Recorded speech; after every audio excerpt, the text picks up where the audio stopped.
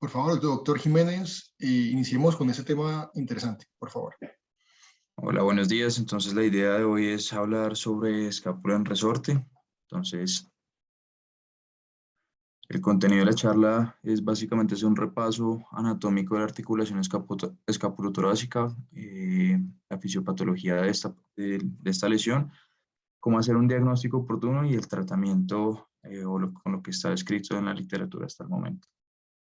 Entonces, en cuanto a un repaso anatómico, entonces, bueno, inicialmente esta patología fue descrita en 1867 por Boynet. Cuando uno habla de la articulación de la escapulotorácica, uno habla que en sí la escápula está articulada en su borde superior con el segundo arco costal y en su borde más inferior con el séptimo arco costal. Está descrita como la articulación más incongruente, que usualmente se da con la parte con la parte anterior de la articulación de la escápula, que es su porción más cóncava, y con la articulación, pues con la parte más convexa de la parte posterior de la caja torácica. La característica particular de esta articulación es que no presenta una superficie articular como una articulación sinovial convencional, sino que su articulación como tal se da a través de tejidos blandos, especialmente a través del músculo subescapular y del serrato anterior.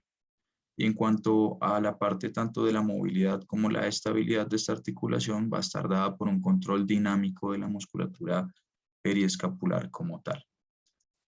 Entonces es clave conocer también, pues, en cuanto a la fisiopatología y esto, digamos como la inflamación de las bursas. Entonces este artículo de 1992, en el cual hicieron varias disecciones, encontraron que dentro de las bursas constantes que hay en esta articulación que nos van a permitir un mejor deslizamiento escapulotorácico, hay descritas dos, o encontraron por lo menos dos bursas constantes, que son una en posición superior al serrato anterior y una en posición anterior al serrato anterior, que serían estas dos que vemos acá resaltadas. Entonces, además de eso, también encontraron una tercera bursa que es constante también, pero que no está relacionada con la patología de la escápula en resorte, que es una bursa escapulotrapezoidea. Dentro de otras bursas encontraron bursas adventicias que ellos consideran o que se consideran patológicas y que están usualmente posicionadas cerca a los ángulos escapulares. Entonces, una cerca al ángulo supromedial y otra cerca al ángulo inferomedial de la escápula. Estas, como les venía diciendo, usualmente se relacionan con patología. Y por último, también tener en cuenta siempre la parte vascular y nerviosa, que dado que va a ser un hueso, una articulación que va a estar rodeada por varias musculaturas, pues vamos a tener igualmente inervación y vascularidad. Entonces, tres nervios a tener en cuenta. El primer nervio es el nervio espinal accesorio, que es el que nos va a dar esa inervación de la parte del trapecio. Esta no está en la imagen, pero usualmente vamos a tener en cuenta que va a estar un poco más superior a nivel casi cervical y va a estar medial al elevador de la escápula. Los otros dos nervios, el dorsal de la escápula, tenerlo en cuenta que va a discurrir por todo el borde medial de la escápula y usualmente a 3 centímetros del borde medial, como vemos en la imagen, y que va a transcurrir acompañada de una arteria dorsal de la escápula que hace rama de la arteria cervical transversa. Y por último, el tercer nervio, que va a ser el nervio supraescapular, que lo vamos a ver entrando por la escotadura supraescapular, por debajo del ligamento, y en compañía de la arteria supraescapular, que va a estar por encima del ligamento, y va a dar, pues, la inervación y la irrigación del supraespinoso y del infraespinoso. Y estos van a tener una distancia a tener en cuenta que desde la superficie articular hacia la escotadura supraescapular va a ser de 3 centímetros, y de la superficie articular a la escotadura espinoglenoidea, por donde pasa de la escotadura supraescapular a la infraescapular, va a tener una distancia de 1.8 centímetros. Entonces, en cuanto a la fisiopatología, se han descrito realmente tres mecanismos. El primero es una alteración anatómica que puede ser tanto a nivel escapular como torácico. A nivel torácico debemos descartar sobre todo alteraciones por hipercifosis, como vemos en la imagen, y a nivel escapular podemos tener alteraciones en el ángulo superomedial, que usualmente se describe entre 124 y 162 grados, y digamos alteraciones o prominencias óseas que en este caso se describe como el tubérculo de Luschka, que es también en el ángulo superomedial de la escápula. Sobre la cintura escapular también, entonces, otra de las causas es el sobreuso de esta articulación y se da sobre todo en aquellos pacientes que tienen actividades o deportes por encima del hombro, que son realmente los danzadores, o traumas repetitivos que van a generar pues una irritación a nivel de la articulación y sobre todo estas bursas que comentábamos inicialmente. Y por último, la presencia de masas que también alteren esa estructura ósea anatómica, la que más usualmente se describe es osteocondromas, a pesar de que también se han escrito condrosarcomas en población mayor. El osteocondroma en cuanto a las masas sería digamos como la patología más frecuente relacionada con esta alteración. Entonces, cualquiera de estos tres mecanismos que genera una irritación constante o una irritación crónica a nivel de la bursa escapulotorácica va a generar pues una fibrosis en esa bursa y con eso vamos a llevar a una bursitis recalcitrante que es la que nos va a generar un amplio espectro de sintomatología como vamos a ver acá. Entonces, en cuanto a la presentación clínica, como les comentaba, el espectro va a variar bastante. Vamos a tener desde molestias leves hasta discapacidad funcional por dolor. Usualmente tener en cuenta eso, se da más que todo en atletas lanzadores y vamos a tener crépitos que van a ser palpables o audibles a este nivel y es lo que le va a dar el nombre pues, de escápula en resorte. Y hay cierta relación con antecedentes familiares, a pesar de que no hay una descripción, digamos, como contundente sobre esto, pero sí hay una cierta relación con antecedentes familiares. Con esto tener en cuenta que hay mucha gente que puede presentar ese resalto, ese crépito audible o palpable y no necesariamente va a ser patológico. Entonces, no debemos tomar como patológico el sonido o el crépito o la sensación de crépito a menos de que se relacione con dolor. Si lo relacionamos con dolor es patológico, si no, simplemente pues es una alteración mecánica que no deberíamos tener en cuenta para realizar un manejo. Y en cuanto al examen físico, pues siempre va a ser un examen dinámico en el que tenemos que ver primero la inspección, nuevamente descartar esa patología a nivel cervical y torácica que pueda darnos digamos, un componente de alteración mecánica, ver los arcos de movilidad activos y pasivos, evaluar la diferente musculatura paraescapular, evaluar la fuerza y identificar probabilidad pues, de que haya edema o inflamación a nivel de la borde medial de la escápula que lo logre, que lleve a uno como examinador a poder orientarse sobre cuál puede ser la bursa más asociada a la lesión del paciente que tenemos al frente. Entonces, la mayoría describen que dolores en el borde inferomedial de la escápula son secundarios a lesiones de la bursa que está por debajo del serrato anterior y el dilema se da si hay un dolor en la parte del ángulo superomedial de la escápula, donde muchos autores también describen que también va a ser secundario a lesiones de esa bursa que está en una posición inferior a la escápula, aunque hay otros que también hablan de que también se va a asociar a inflamación de la bursa que está a nivel posterior o realmente superior del serrato anterior. Entonces, evaluar el serrato anterior realizando esa maniobra de push wall para ver si se logra identificar alguna escápula alada medial o evaluar los romboides y elevador de la escápula mediante una retracción, digamos, como de las escápulas, como vemos acá en esta imagen. Entonces, tener en cuenta que los movimientos dolorosos o los crépitos los podemos acentuar durante el examen físico al realizar una compresión de la escápula y realizar movimientos reiterativos. En cuanto al diagnóstico por medio de imágenes, este estudio publicado en el 99 comparaba, digamos, como la sensibilidad de la radiografía y la tomografía convencional y la tomografía con reconstrucción 3D para evidenciar alteraciones anatómicas a nivel óseo y con ellos identificaron que en las radiografías se lograban hallar hasta 7 pacientes de 26 algunas incongruencias. En el TAC convencional, en 19 de los 26 casos se lograron evidenciar incongruencias y el TAC 3D, que sería ya, pues digamos, como el examen predilecto para identificar alteraciones estructurales, encontró las incongruencias en 26 de los 26 pacientes que presentaban alteraciones. Y por último, la resonancia magnética, a tener en cuenta sobre todo para identificar o lograr una mejor ubicación anatómica de cuál puede ser la bursa relacionada con la patología, y tener una mejor identificación o caracterización de lesiones por masas de tejidos blandos. Entonces, en estas con reconstrucción 3D es donde sobre todo vamos a poder descartar ese tubérculo de Luschka a nivel del borde superomedial que nos pueda generar esa alteración mecánica para una irritación crónica.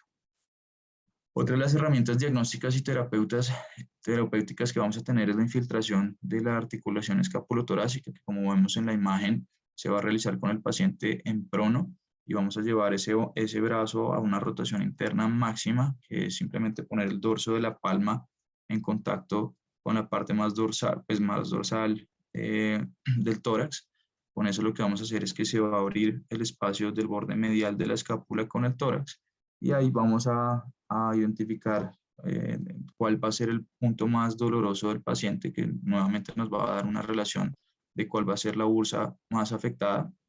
En este punto vamos a realizar la infiltración con anestesia y corticoide y en caso de que tengamos un alivio de una mejoría del dolor, pues vamos a tener ya una idea de cuál es la bursa lesionada. También se describe que este estudio se puede realizar por medio de guía ecográfica, sin embargo, los estudios no han mostrado mayor eficacia versus la que se hace a ciega. Lo que sí es claro es que hay que tener en cuenta que no debe guiar la aguja de forma paralela a la articulación escapulotorácica para evitar lesiones vasculares o perforaciones torácicas del contenido. Entonces, la mejoría del dolor no solo nos va a orientar sobre cuál es la bursa afectada, sino que también hablan de que es un predictor de buen pronóstico en caso de que el paciente sea llevado a manejo quirúrgico. Entonces, ya una vez evidenciado cuál es, digamos, como la clínica, la fisiopatología y los exámenes a realizar para poder hacer un diagnóstico oportuno, el tratamiento. Entonces, como la mayoría de patologías en ortopedia, vamos a comenzar con un tratamiento no quirúrgico que va a estar dado sobre todo en pacientes en los que hayamos descartado presencia de masas a nivel de la articulación escapulotorácica y en la cual vamos a tratar de disminuir como esos agentes irritantes que nos generan esa inflamación crónica y esa posterior fibrosis de la bursa. En este caso, entonces, modificar las actividades de la vida diaria y actividades físicas sobre todo, entonces, para tratar de guardar un reposo y ayudar a desinflamar. Vamos a potenciar ese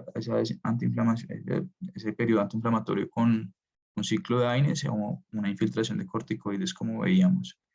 Y nos vamos a guiar en el pilar de este manejo no quirúrgico, que sería la terapia física, con una indicación o encaminada realmente a un fortalecimiento periescapular, sobre todo el subescapular y el serrato anterior, que como veíamos en la parte anatómica, son los músculos que realmente van a formar ese plano articular de tejidos blandos en esta articulación.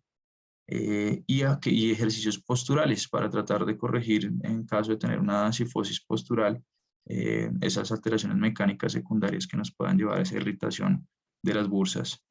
Estos ejercicios deberían ser de baja intensidad, pero con varias repeticiones, y lo que está descrito hasta el momento es que los pacientes van a requerir hasta un periodo promedio de 3 a 6 meses para lograr una mejoría sintomática. Y la tasa de éxito descrita en la literatura para el manejo no quirúrgico en pacientes con escápula en resorte está entre el 73 al 82%, que es un porcentaje no despreciable. ¿A quiénes llevaríamos a un manejo quirúrgico? Entonces, aquellos pacientes que consideramos que fallamos con el manejo conservador durante esos 3 o 6 meses que hablábamos, aquellos pacientes que detectemos masas desde el momento 1, y vamos a tener como contraindicación relativa esa, en caso de que hagamos una infiltración. Si el paciente no mejoró, pues ya vamos a tener una idea que muy probablemente no vamos a tener el mejor resultado posoperatorio. En aquellos pacientes que tengamos lesiones neurológicas o patología cervical, hay que tener especial cuidado y realizar una evaluación un poco más integral antes de llevar al paciente a un manejo quirúrgico. En cuanto a la técnica abierta, vamos a describir entonces el manejo quirúrgico, lo vamos a ver en abierto y artroscópico. La técnica abierta, pues la que principalmente, o la primera en reportarse. Entonces lo que vamos a hacer es una herida que usualmente va a ser en el eje vertical del tórax, que vamos a tratar de centrarlo a la bursa que consideremos es la que está inflamada. Eso previamente con el examen físico, ya sea por el edema o por la palpación, la localizamos y vamos a centrar nuestra herida en la posición de la bursa que consideramos que está afectada. Vamos a separar el trapecio, esto en caso de que la bursa sea la bursa que está anterior o inferior, dependiendo del cerrato anterior, sobre el borde superomedial de la escápula. Vamos a separar el trapecio y vamos a tratar de proteger ese nervio espinal que hablábamos, está medial al elevador de la escápula. Vamos a hacer una elevación subperióstica del romboides y el elevador de la escápula, protegiendo ese nervio dorsal de la escápula, que va a estar, como vimos anteriormente, a 3 centímetros del borde medial. Y vamos a resecar la bursa patológica y el margen superomedial de la escápula, dependiendo, ya vamos a ver, de la condición del paciente. Y por último, pues vamos a reinsertar, en caso de esa resección del margen superomedial, la musculatura por medio de túneles óseos y suturas no absorbibles.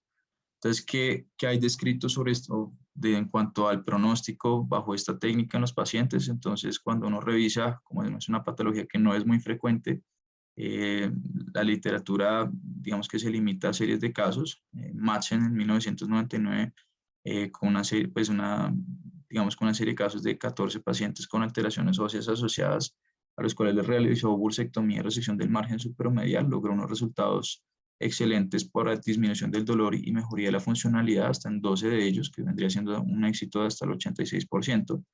Vigliani en el mismo año, también con una serie de 9 pacientes, sin alteración ósea en este caso, los llevó únicamente a una bursectomía selectiva y también encontró unos resultados excelentes en 8 de 9 pacientes con una tasa de éxito hasta el 89%. Entonces acá empieza uno a pensar, si tengo una alteración ósea asociada, lo ideal sería hacer una resección del margen superomedial, y si únicamente tengo la alteración de la bursa sin lesiones óseas asociadas, pues una bursectomía sería más que suficiente para lograr un excelente resultado en estos pacientes.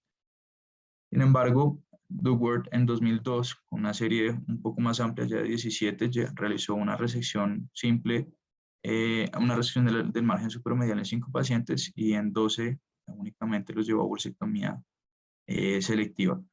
Con un seguimiento a 2.5 años, digamos que reportó una resolución del dolor en hasta en el 100% de los pacientes con una mejoría del ACES.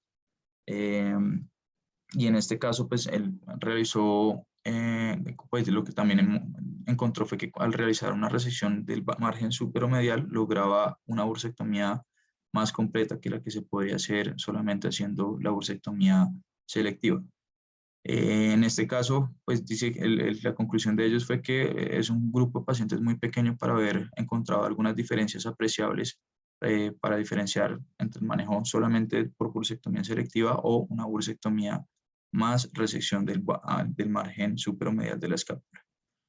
Y ya cuando hablamos de la técnica artroscópica, entonces las ventajas teóricas respecto a la cirugía abierta es que vamos a preservar las inserciones musculares y con esto vamos a tener un menor tiempo de inmovilización y con una rehabilitación un poco más temprana respecto a la cirugía abierta. Entonces se han descrito 3 portales. El primer portal, entonces como vemos aquí en la imagen, siempre respetar esos 3 centímetros desde el borde medial de la escápula para evitar esa lesión del nervio dorsal de la escápula. Y el primer portal que vamos a hacer, que va a ser el que vamos a hacer a ciegas, va a ser el portal del ángulo inferomedial de la escápula. Ese es el que vamos a hacer a ciegas y una vez logremos hacer, digamos, como el portal y meter la cámara, en este caso con un lente de 30 grados, vamos a hacer el segundo portal que va a ser, se va a llevar a cabo en la confluencia del borde medial, pues de la espina con el borde medial de la escápula. Esto porque la idea es evitar, entonces, al borde medial, los 3 centímetros, el dorsal de la escápula, como les decía, y realizar la incisión, digamos que inferior a esa confluencia de la espina para evitar lesiones del nervio espinal. Entonces aquí vemos cómo hacen inicialmente el portal digamos, del margen inferomedial y bajo visión directa vamos a posicionar un yelco como guía artroscópica para poder, digamos, desarrollar el segundo portal o el de la, ¿qué pasó? De la confluencia, el de la confluencia como tal. Listo, entonces acá tenemos una idea más o menos de lo que las estructuras vasculares y nerviosas que vamos a tener en el mapa. Entonces, este sería la visión artroscópica desde el portal inferomedial. en el cual vamos a tener la musculatura, digamos, costal. Vamos a ver, ¿no?, la bursa que va a estar inferior al serrato anterior, y por encima de ella los músculos romboides. Y este vendría siendo el yelco guía que vamos a tener para poder hacer el desarrollo del segundo portal, que va a estar inferior a la confluencia de la espina de la escápula con el borde medial. Y ya cuando cogemos la espina de la escápula y la dividimos por tercios, vamos a poder a desarrollar el tercer portal, que está descrito como el portal de Bell. Nos va a ayudar sobre todo a realizar ese margen superomedial de la escápula. Entonces lo vamos a llevar a cabo en la unión del tercio medial con los 2 tercios laterales. Ahí podemos también meter un yelco para tener una guía artroscópica, y ese va a ser el portal de Bell, que nos va a ayudar sobre todo a tener una mejor visual del ángulo superomedial de la escápula, como vemos aquí en la imagen de la derecha. Pues acá ya vemos el borde medial de la escápula, y mirando desde arriba vamos a ver el ángulo superomedial de la escápula. Y con este vamos a hacer esa resección del margen superomedial para liberar, pues, digamos, como esa alteración o esa compresión o ese estrés mecánico secundario en alteración ósea. La resección no está descrito, digamos, como una resección estándar, pero en general lo que se habla es que se van a resecar los 2 centímetros en dirección cefalocaudal y 3 centímetros en dirección medio-lateral. Y este va a ser el portal de Bell, que es el que principalmente nos va a ayudar, pues, a llevar o a facilitar esta resección del borde superomedial. ¿Y qué encontramos en la literatura en cuanto al pronóstico de pacientes llevados a un manejo artroscópico? Entonces, en 2016, también nuevamente una serie de casos de 13 pacientes, 10 pacientes llevados a bursectomía y 3 a bursectomía más resección ósea, con un seguimiento de 18 meses. Vamos a tener una tasa de éxito hasta el 69% para mejoría del dolor y funcionalidad, de acuerdo al Constantin Score, que fue lo que valoraron acá como desenlaces. En 2012, un poco más reciente, 23 pacientes también con resultados similares en cuanto a la bursectomía y la bursectomía más resección ósea, con un seguimiento a 2 años. A pesar de que lograron una mejoría sintomática y funcional, el índice de satisfacción en este estudio, pues, era bajo, realmente de 6 pacientes sobre 10. Y por último, en 2014, que es lo más reciente en cuanto a las series de casos que encontré, 20 pacientes que fueron llevados a bursectomía más escapuloplastia, con un seguimiento casi a 3 años, encontraron una mejoría del dolor y la función, en este caso con la escala WORK de 18. Entonces, 18 pacientes de 20, no, hasta el 90%, una tasa de éxito, encontraron una mejoría digamos, como de esta escala funcional. En prequirúrgico de 1.35 subió a 1.86.4 puntos en el posquirúrgico. Y ya cuando hablamos pues, de las rehabilitaciones, cuando pues, logramos encontrar algunos beneficios en cuanto al manejo quirúrgico por artroscopia versus el manejo quirúrgico. Entonces, usualmente, como hablábamos, en caso de hacer una resección del borde superomedial de la escápula en cirugía abierta, pues la inmovilización está indicada por 4 semanas, y vamos a iniciar sobre esto, sobre todo por la reinserción muscular que vemos en la imagen, y vamos a iniciar los arcos activos más o menos a la 8ª semana, iniciando fuerza a partir de la 12ª semana. Entonces, cuando hablamos ya de resecciones artroscópicas, el cabestrillo usualmente se retira en la 1ª semana, y vamos a poder iniciar ejercicios pendulares y pasivos casi que inmediatamente en el posoperatorio, y los activos y la fuerza no van a estar limitados por un periodo de cicatrización, sino que realmente van a estar limitados por la tolerancia del paciente. Entonces, ya a modo de conclusión, realmente lo que quiero presentarles es como un flujograma de manejo, en el cual, pues, en caso de que enfrentemos un paciente en el que sospechemos una escápula en resorte, yo creo que acá lo clave es identificar si es asintomático o sintomático. Si es asintomático, ya sabemos que no lo debemos manejar como una patología como tal, sino que simplemente se le puede hacer seguimiento al paciente, y en caso de que en algún momento se vuelva asintomático, o si el paciente es sintomático desde el inicio, pues ya vamos a desencadenar como el flujograma de manejo. Entonces, lo inicial es sintomático, descartar alteraciones anatómicas, ya sea por radiografía, tomografía tridimensional como el examen predilecto para detectar alteraciones anatómicas, y la resonancia magnética para caracterizar aquellas lesiones de tejidos blandos asociadas.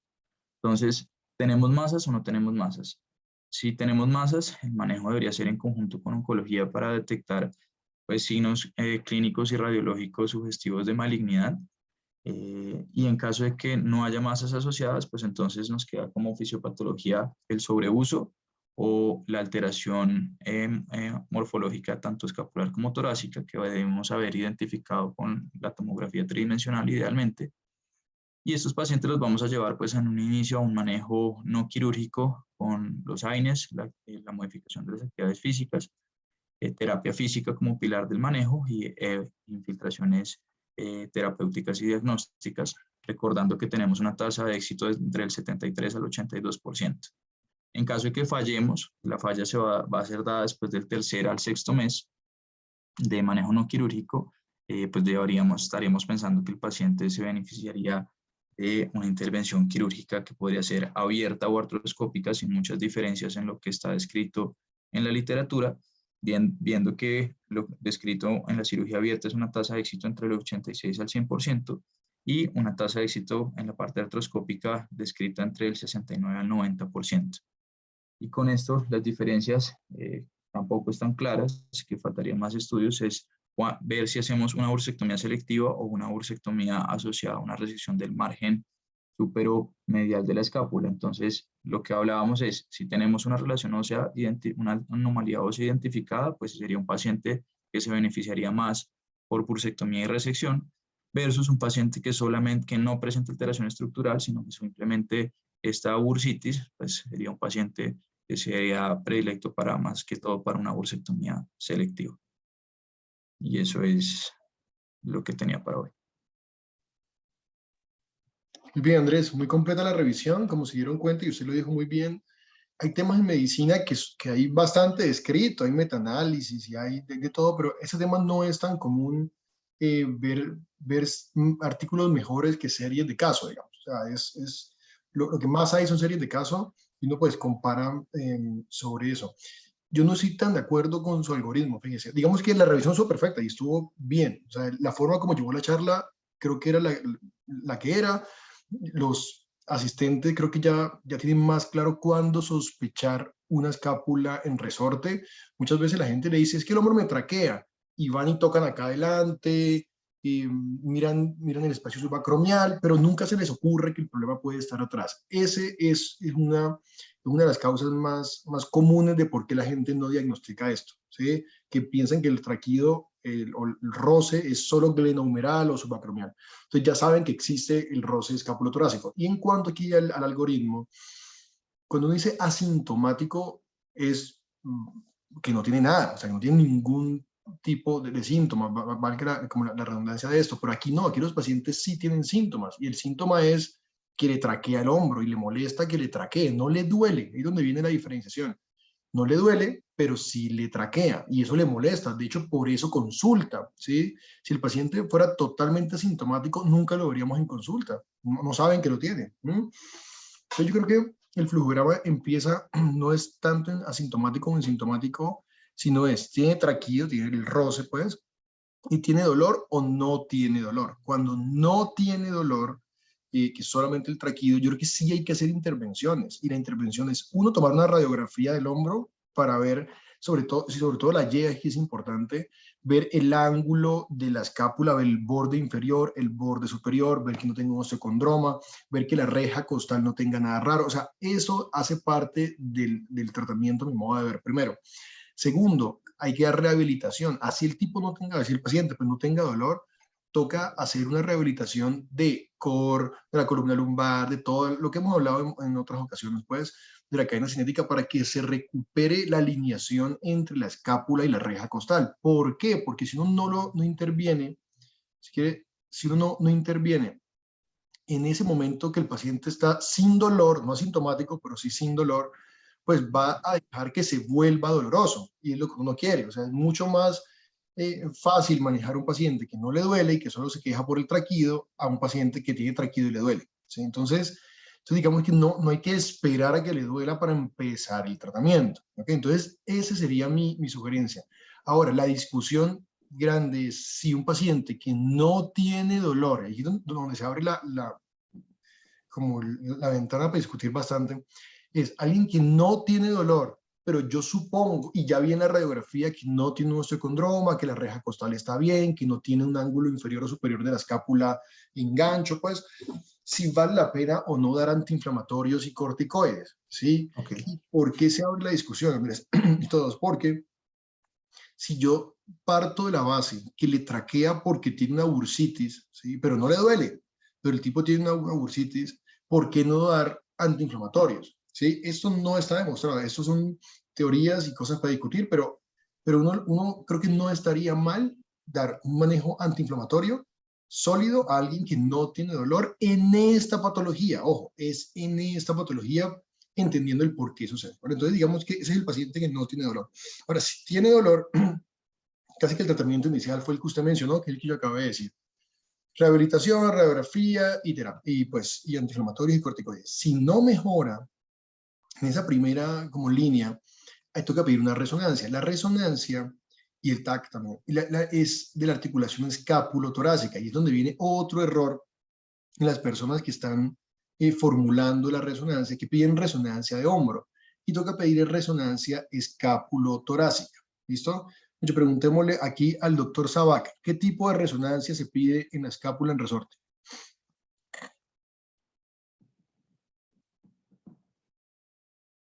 Doctor Sabac,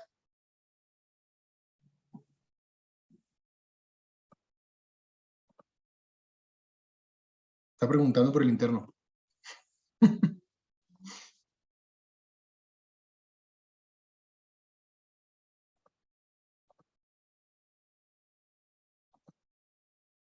Listo, ya lo dejé hablar. Hola, doctor. Por favor, ¿me puedes repetir la pregunta? En un paciente que sospechamos escápula en resorte, o que es nuestro diagnóstico en el consultorio, y usted le va a pedir una resonancia, ¿qué tipo de resonancia le pide? ¿Qué tipo de resonancia? O sea, ¿cómo hace la orden? O sea, doctor, paciente Andrés Jiménez, cédula tal, se solicita resonancia, ¿cómo la pide? Para que incluya la escápula, entiendo. Sí, en su orden No, médica. no. Una resonancia de hombro común y corriente, doctor. Ok. La doctora Montiel. ¿Dónde está la doctora Montiel? Aquí está. Listo, ya puede hablar, María Andrea Montiel. Perdón, Doc, es que no podía activar el Sí, micrófono. yo sé, ya te vi. Buenos días, Doc. Yo le pediría una resonancia magnética escapulotorácica. Exactamente, una resonancia escapulotorácica. ¿Y por qué hago la pregunta? Gracias, María. Porque, fíjense, o sea, lo acabo de decir, es un error común, es cuando piden radiografía de hombro API lateral. Algo así sucede. Si solicita problema del hombro, resonancia de hombro. No, toca pedir resonancia escapulotorácica porque el corte y el foco pues, del resonador es diferente, y si no, no lo van a detectar lo que ustedes están investigando. Entonces, volviendo aquí a nuestro flujograma, el paciente que tiene dolor, ya hizo terapia, ya hizo la medicación, en la radiografía le sospechamos un problema óseo, pues toca pedir un TAC con reconstrucción 3D, como dijo el doctor Jiménez. Si en la radiografía no vemos nada, creo que un paso, o sea, una placa bien tomada, pues no vemos nada, uno pedir una resonancia de la articulación escápulo-torácica, ¿sí? Y ahí ya uno empieza a actuar en consecuencia. ¿Por qué? Porque no siempre son bursitis. Uno cree que, y sí, lo más común son bursitis, pero también hay malformaciones vasculares, también hay otro tipo de patologías que no, incluso no requieren tratamiento quirúrgico. Sí, creo que uno a veces siempre piensa. Hay veces con otro tipo de intervenciones, con inyección de alcohol. Dependiendo de la patología, hay otras alternativas de tratamiento. Y si ya vemos que es una bursitis que no mejora, ahí es donde viene la cirugía. La cirugía siempre, o lo que ustedes han visto en la discusión en el hombro, es si es abierta o artroscópica. Y casi siempre la cirugía es la misma, el core de la cirugía es el mismo, solo que cambia la forma de abordaje. Aquí sí hay diferencia, porque para operar de forma abierta me toca desinsertar los músculos alrededor de la escápula, ya de entrada, ¿sí? Porque no hay forma de acceder a la escápula de otro modo. por artroscopia, nos ahorramos esa desinserción. Entonces, después de la cirugía, ahí sí se ve la diferencia, porque un paciente con cirugía abierta tiene que tener un inmovilizador que no es un cabestrillo. Si uno hila delgadito, el inmovilizador debe ser una posición favorable para la escápula, que no es en rotación interna y aducción, ¿sí? Entonces, el posoperatorio sí es muy diferente cuando es abierta o cuando es por artroscopia, que la inmovilización es prácticamente ninguna, porque ¿qué le vamos a proteger al paciente? Nada, ¿sí? Entonces, esa sería como mi algoritmo, Andrés. Por eso le digo que ese flujograma está muy bien en la forma como lo va como desglosando, pero mi opinión sobre el tema es esta que acabé de expresar. ¿Alguien tiene alguna pregunta? Ya todos pueden quitarse el mute. O por el chat, si alguien tiene alguna pregunta y no puede prender el micrófono.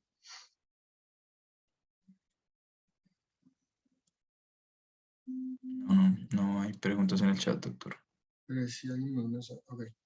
Listo, si no hay preguntas, dejamos acá. Muchas gracias a todos, nos vemos la próxima semana. Que estén bien, chao. Chao, doctor, gracias.